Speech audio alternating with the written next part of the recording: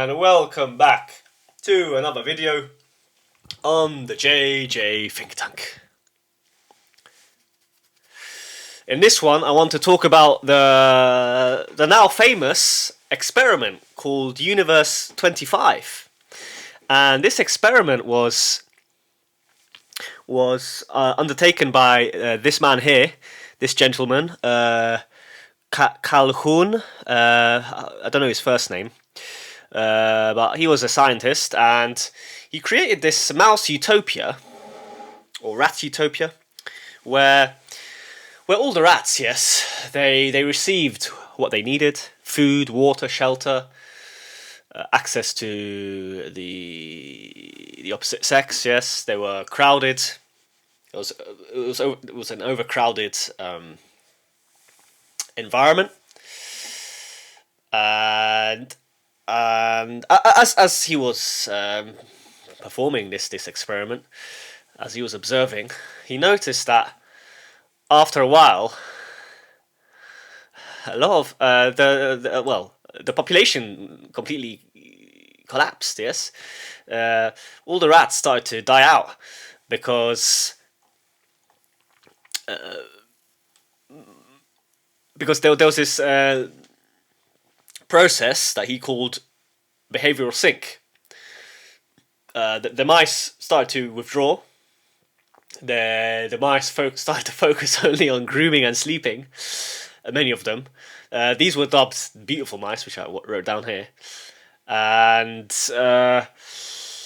it caused problems, yes. And I think humans, we as humans, I think we're kind of in this similar situation now, yes. And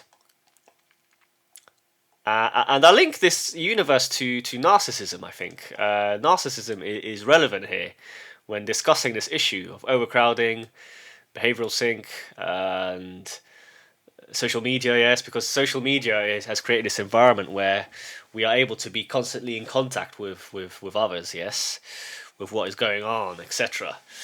And all of these processes coalescing, it causes people to withdraw. Yes, they don't pursue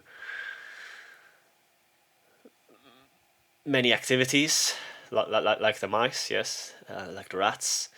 They don't pair bond with people from the opposite sex. So we can see obviously the birth rates are plummeting everywhere. Across the West and in other countries even. So we can see some parallels, yes, between the world and the universe that Calhoun created and the society that we are living in now. I made this article. I wrote this article to expand on that topic, to expand on it, and see if there's a link, yes, between narcissism, overcrowding, and behavioural sink in our human society, and I think there clearly is. I mean, we are different from rats because we can think. We've got reason. We have the capacity to think. We have the capacity to change our course of action, and we can avert this trend, obviously. But it's important to talk about it, yes, because only by talking about it and by trying to solve these issues are we able to make a positive change in our society. So yes, partially this article of mine was a free association of ideas, but I think there is a link, clearly. I think other people notice, well, I've noticed this as well, and you can find videos on YouTube talking about this. More and more videos are found on YouTube talking about this topic. But I'll provide my perspective. Perhaps I'll share something different, unique, maybe. And I began my article with this quote by Sam Vaknin, and he is a brilliant YouTuber, a flawed genius, we could say, who really sheds a lot of light on our current society, our current culture, and the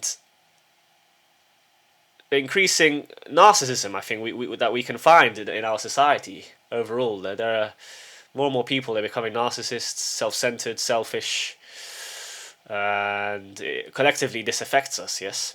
And this is what he wrote.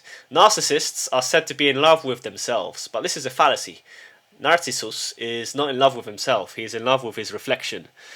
There is a major difference between one's true self and reflected self, and that's definitely true. Yes, this is This is basically it's narcissism. Yes, narcissists, they don't have access to their true self, and this causes them to act in strange ways. Yes, and to cause a lot of damage. Yes, to themselves and to other people around them, and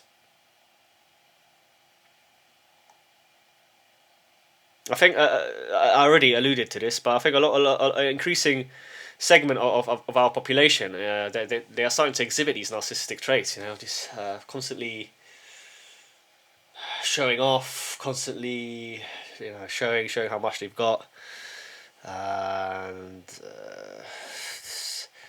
obsession with looksmaxing. So, looksmaxing is a trend now in the Anglosphere, where men are encouraged to look as pretty as they can in order to attract members of the opposite sex. Yes, I mean, obviously appearance is important. You should care about your appearance, but at the same time, some of what these people do is a bit weird.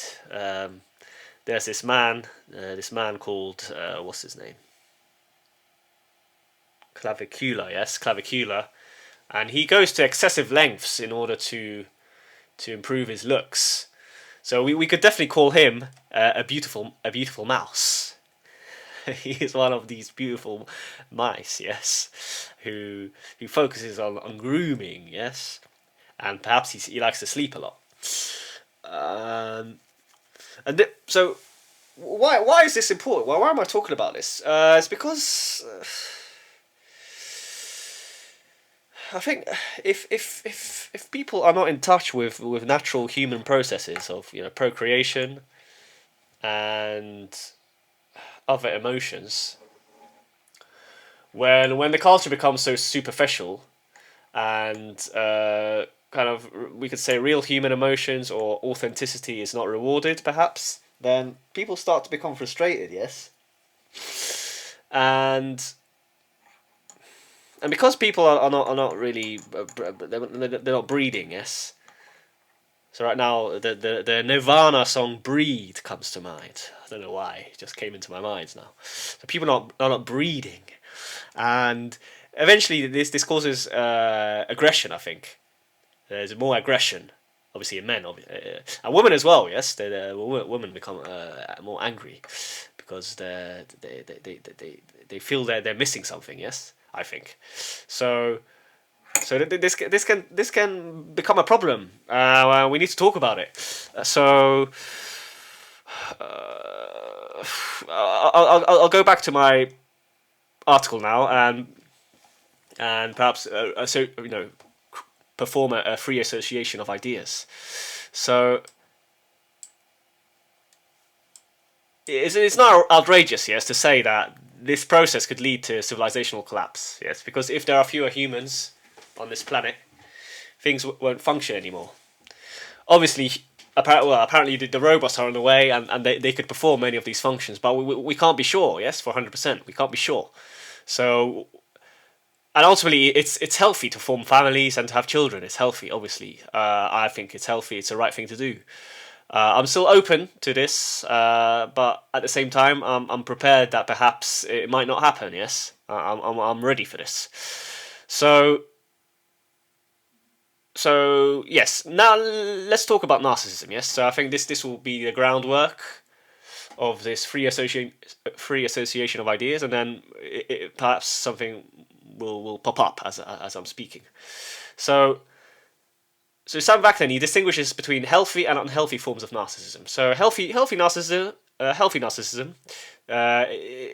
or more accurately, possessing certain narcissistic traits. This is what he says. I'm quoting Sam Vaknin. Yes, so I don't want to be accused of plagiarizing. Yes, so this is what he says, and these narcissistic traits, they give us the confidence to go out and operate in the world. So obviously we need to have some measure of confidence. We need to be confident to a degree, if we're not confident, then we're scared of everything, and this is worse. This is worse. You can't just withdraw. You need to start doing, acting, trying to improve your life. Yes, but then the problem is that this can quickly escalate into unhealthy narcissism, where you become so self-absorbed. You turn into it's narcissist basically, right? You think you are the center of the world. You keep posting kind of pictures, like keep posting about yourself, keep posting and posting and posting and posting. But you're not really kind of making an impact. Yes, you're not improving matters. Yes, you're just creating more junk. You're just sharing more junk in the cyberspace. Yes, so this is relevant to the cyberspace, obviously, and obviously our culture now in the West, maybe this will change, but definitely over the last 20, 30 years, it rewards these people, yes, who are narcissists and who are vain, yes, who are quite vain. I've noticed this growing up, that the culture in the West, it rewards narcissists, yes. And eventually this is not good for our culture. But now, going a bit further, I try to understand why. Why is there this rise in collective narcissism? Why is this taking place? Why can't people interact with each other on a healthy basis? Why are these interactions decreasing? And I think there are a few reasons. Yes. Firstly, perhaps it's social media. Social media causes people to be more in tune with the online world rather than being in tune with kind of people in real life. So obviously, to a degree, I'm a perpetrator of this, but I truly believe that I've learned how to use social media correctly now. I don't use it too much. I use it here to post what I think. I use it to post content that I think will help people out there. But I don't want to use it too much, yes, because I've noticed obviously it has a negative effect in the past. So especially when it comes to Facebook, yes. So remember when I was a teenager, I had Facebook for a while, and I remember it made me feel insecure because in general I don't think I got many likes. Perhaps I didn't really post much. I think this is also a reason. I didn't really post much. I was scared to post, but when I did post, I didn't get many likes. I think this was also due to the fact that at school I was an introvert. I had my group of friends, but I didn't really know anyone outside of my friendship group. So when people saw that I posted something on Facebook, they didn't really interact. Yes. So. But then this caused, for some reason, a bit stupid of me. I was just stupid, I guess. It caused me to feel insecure, yes, because I compared myself to others. Other people were getting loads of likes, and then there was me with this Facebook profile, not getting many likes. Yes, on some posts I did. I remember some pictures I posted. I think I got some more likes. Yes, this boosted my mental health, and yes. So I think social media is one reason. I think because another reason why social media is having a negative effect is it creates the idea of options. Yes. Well, especially when it comes to breeding, with the opposite sex. People think they have options. Yes, people think they will have a chance and get someone better. Yes, in the sexual marketplace, as we call it here, in the online world. Yes, and obviously in the long run, this is not good for everyone. Yes, because if both man and woman think that there's always someone better around the corner, that they don't need to commit to anyone because they've got so many options, it doesn't matter, then we can see the results. Yes, men and women are not pair bonding. They're not forming families. They're not having children, and this is partly to do with social media. Yes. But this isn't the only reason, I think. Another reason is trauma. So I think more and more people are traumatized, I think. This is what I've picked up. This is what I sense, in general, being around people, when I am around them. A lot of people are traumatized, yes. They're undergoing trauma, they're processing their trauma. So a lot of their energy is invested in processing their trauma. And so they're not really ready to perhaps date, to form families, to have children. And this is another source, yes, of why the birth rates are plummeting, yes. So there's that. But then there's one more reason, and I think the reason is economic. It's an economic reason. It's to do with economics, and I think we currently live under kind of a sick form of corporate capitalism, which is causing an increased rise in inequality. There's more and more inequality. People are struggling out there. Families are struggling. Normal people, regular people are struggling to make ends meet, to earn money. The number of jobs are decreasing. And again, obviously, if you don't have money, you're not going to create a family, are you? There is the argument that you should just trust God and He will provide, but this is not for everyone. Some people they think more rationally. They don't want to take the risk. They don't know. It's risky. And I agree with them. There's I'm risk averse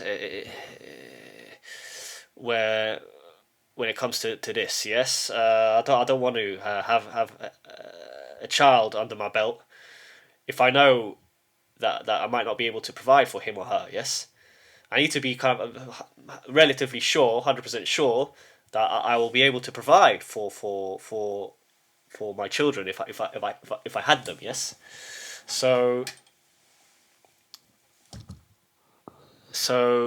I think that's another reason.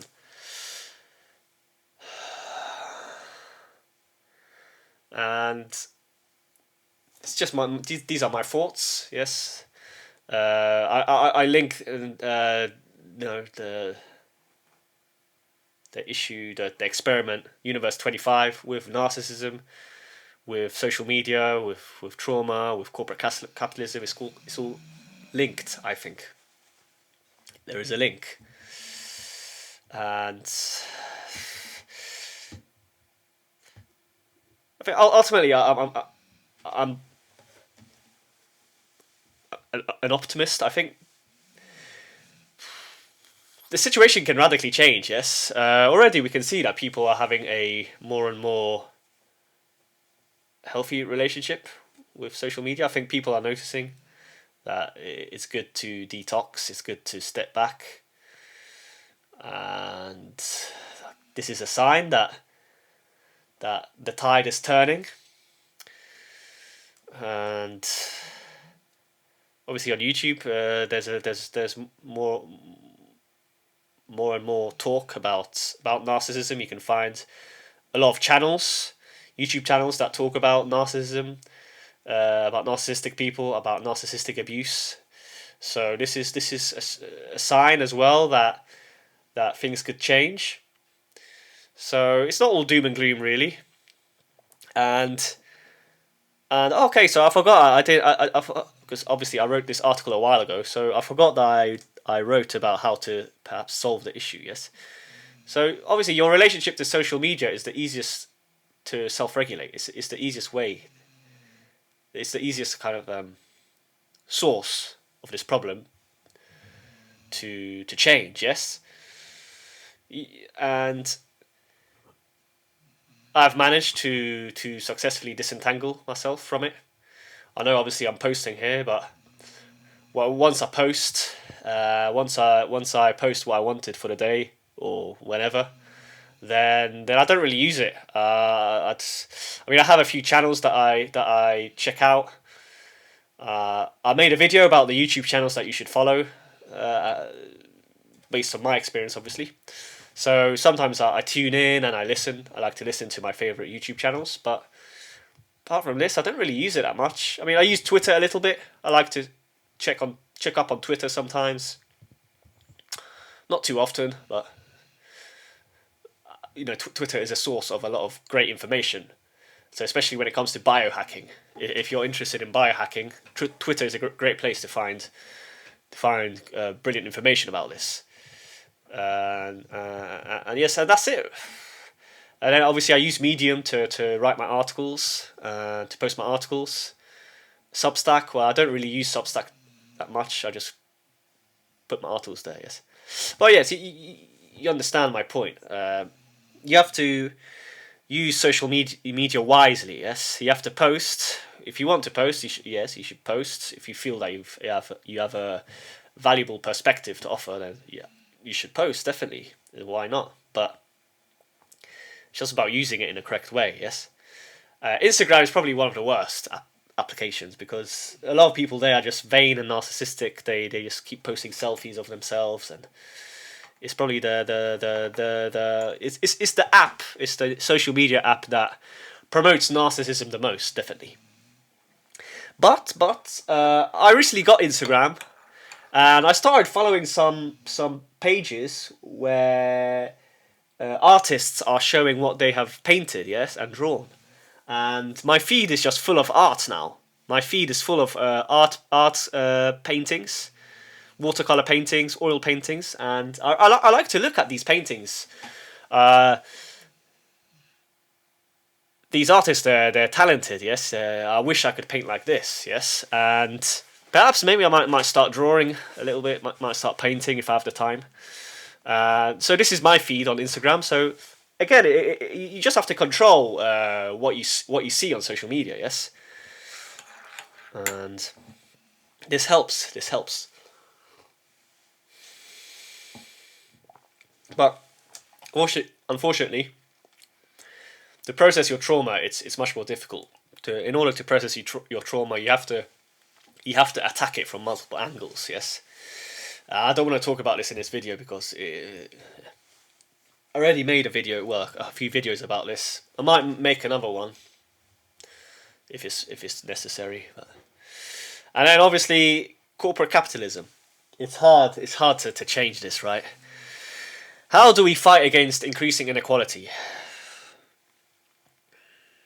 Because anyone with a brain, yes, anyone who thinks can realize that inequality is rapidly increasing, and when inequality increases, things get bad, yes. Society will eventually collapses. So this is a major issue. The third world is getting poorer. The first world is getting poorer. It's a bit of a joke. So somehow, collectively, we need to solve this. Yes. And so yeah, these two factors are harder to change. Yes, to solve. So yes, the parallels. Yes. Now, before I finish, I want to highlight the parallels between Universe 25 and our current society. So we are living in abundance. Yes, we have material prosperity to a degree. Now this is a bit shifting because of inequality, perhaps. But in general, yes. If we look at recent history since World War II. Material prosperity has increased, yes. We can't deny this. For the average citizen, it has increased. So here, I guess I've contradicted myself because I've said inequality has increased. But then I've said at the same time that material prosperity has increased. I guess what I should have said was that a lot of people are living paycheck to paycheck. This is what I should have said, yes. More and more people are living paycheck to paycheck, and this causes stress. Yes, and when you are in such a situation, you can't really plan to build a family. Yes, it's difficult. So okay, there's that. So partially we can say we're living in abundance. Yes, we have instant access to technology. So again, this is a resource. Yes, we can enter virtual worlds.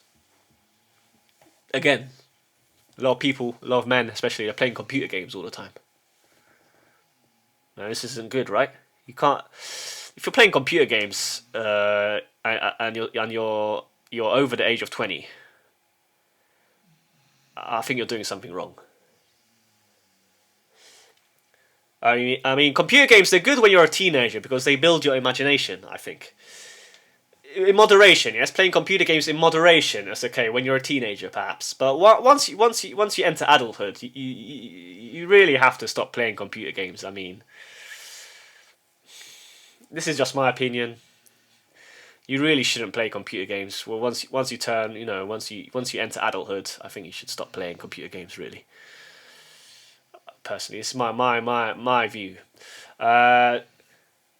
And again, these factors they coalesce into this behavioural sink, yes, that the mice experienced, and that we are kind of experiencing more and more. Where we start to withdraw, yes. So, I guess all these factors they create a social fatigue.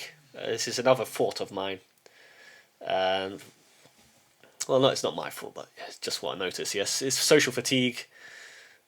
Social media presents these unrealistic standards, these narcissistic traits.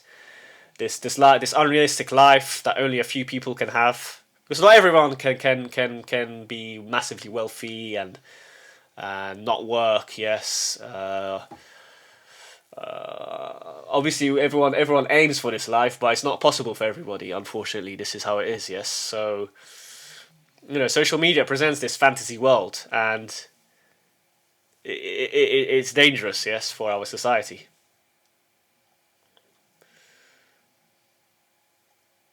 So,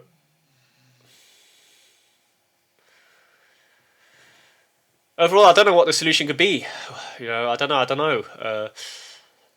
I said that we can regulate our use of social media. This is under our control. We can control this, but when it comes to, I guess, our trauma, this is harder to process because we all have undergone some trauma to a degree. Also, when it comes to corporate capitalism. How this is the hardest issue. How do we solve this? Because inequality is rising. Yes, more and more people are living paycheck to paycheck, and because of this, they can't form families. Yes, so I guess that's the end of my video. I'd like to end my video with this quote by Paul Ehrlich. So I think he was a biologist.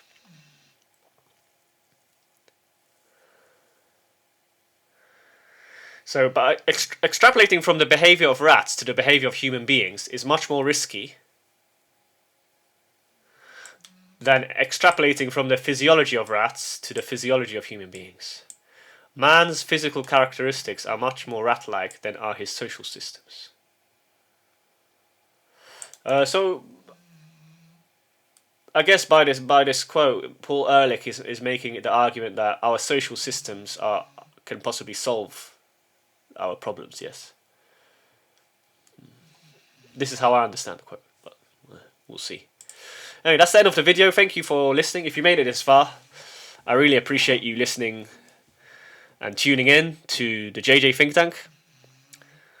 I really appreciate it.